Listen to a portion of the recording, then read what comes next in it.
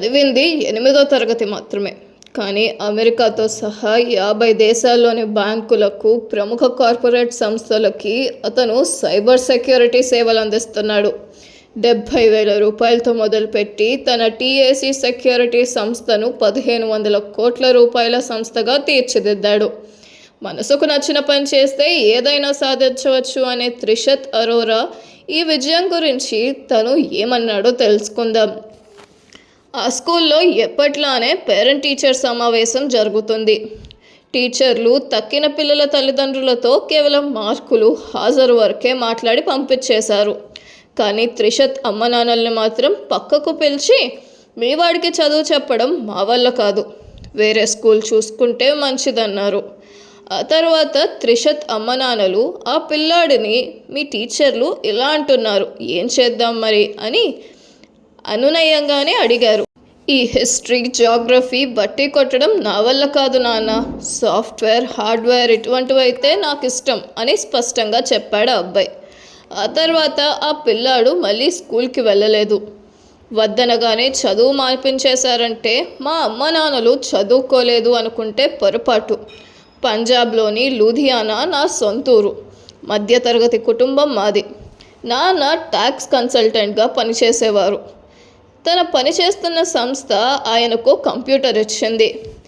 ఏ వస్తువైనా విడదీయడం, మళ్ళీ అతికించడం నాకు అలవాటు.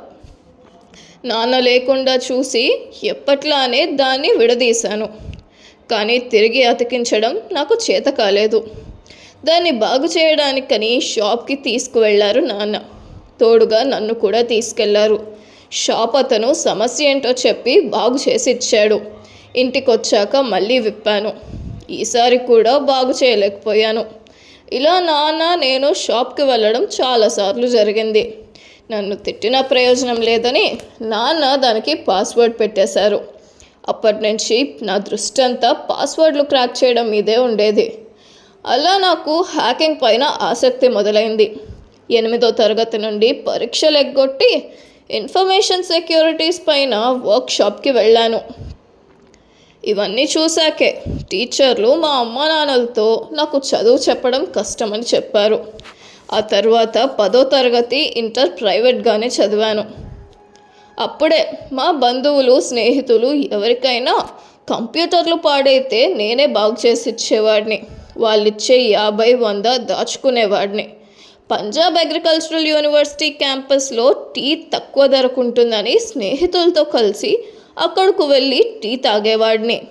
దాంతో అక్కడ స్టూడెంట్స్ పరిచయాలు పెరిగాయి. వాళ్ళకి ఎథికల్ హ్యాకింగ్పై తరగతులు తీసుకునేవాడిని. అలా చిన్న వయసులోనే ఎథికల్ హ్యాకర్గా పేరు తెచ్చుకున్నా. నాకు ఓ రోజు ప్రభుత్వ ఆధ్వర్యంలో చిన్న సన్మానం జరిగింది. ఆ సమయంలో నా ఉపన్యాసం విన్న పంజాబ్ పోలీసులు ఆ సాయంత్రమే వాళ్ళ కోసం ఓ వర్క్షాప్ పెట్టమన్నారు. ఆ తరువాత నుంచి పంజాబ్, గుజరాత్ పోలీసులతో కలిసి పనిచేస్తూ సైబర్ క్రైమ్ ఇన్వెస్టిగేషన్స్లో వారికి సాయం చేసేవాడిని. ఓ సంస్థ ఏర్పాటు చేస్తే మరింత ఎక్కువ మంది నా సేవలు అందించవచ్చు అని నాన్న ఇచ్చిన 70,000తో 19 ఏళ్ల వయసులోనే టీఏసీ సెక్యూరిటీ సంస్థను మొదలుపెట్టా అన్నాడు. 3వ ప్రపంచ యుద్ధం జరిగితే అది యుద్ధ క్షేత్రాల్లో కాదు, సైబర్ దాడుల రూపంలో కంప్యూటర్లు, ఫోన్లలోనే జరుగుతుందనే త్రిషత్ బ్యాంకులు, ఫినాన్స్ ఇన్స్టిట్యూట్లు, ఐటీ కంపెనీలు, ప్రభుత్వ సంస్థలపై సైబర్ దాడులు జరగకుండా అడ్డుకునే విధంగా రక్షణ సేవలు అందిస్తున్నాడు. ఆయా సంస్థల్లో నెట్వర్క్లో ఉన్న లోపాలని గుర్తించడం, వాటి కారణంగా ఆర్థికంగా ఎంత నష్టం జరుగుతుందో ముందే ఊహించి చెప్పడం, రక్షణ కల్పించడం టీఏసీ సెక్యూరిటీస్ పని. అలా మన దేశంలో రిలయన్స్, అమూల్, సిబిఐ, బిఎస్సి వంటి 50 దేశాల్లో ఉన్న 500 బ్యాంకులు, ఐటీ కంపెనీలు, కార్పొరేట్ కంపెనీలు టీఏసీ సెక్యూరిటీని తన సేవలు అందిస్తూ 1,500 కోట్ల రూపాయల సంస్థగా ఎదిగింది. ఇండియన్ స్టాక్ ఎక్స్చేంజ్లో లిస్ట్ అయిన మొదటి సైబర్ సెక్యూరిటీ సంస్థగాను ఘనత సాధించింది. అమెరికా సహా అనేక దేశాల నుండి వాళ్ళ కోసం పనిచేయమని ఆహ్వానాలు అందాయి. కానీ నాకు మాత్రం ధ్యాన్ చంద్ కథే గుర్తొస్తుంది. బెర్లిన్ ఒలింపిక్స్లో హాకీ జర్మనీని తుక్కుగా ఓడించిన ధ్యాన్ చంద్ను చూసిన హిట్లర్, నీ దేశం కోసం ఆడితే మామూలు సైనికుడిగా ఉద్యోగం మాత్రమే వస్తుంది, అదే మా దేశం కోసం ఆడితే ఎయిర్ మార్షల్ ఉద్యోగం ఇస్తా అన్నాడట. దానికి ధ్యాన్ చంద్, నాకు నా దేశం కంటే ఏది ఎక్కువ కాదు అని సమాధానం చెప్పాడట. నన్ను ఆహ్వానించే దేశాలకు నేనిచ్చే సమాధానం కూడా అదే అనే 32 త్రిషత్ సైబర్ సెక్యూరిటీస్పై ఇంతవరకు 3 పుస్తకాలు రాశాడు.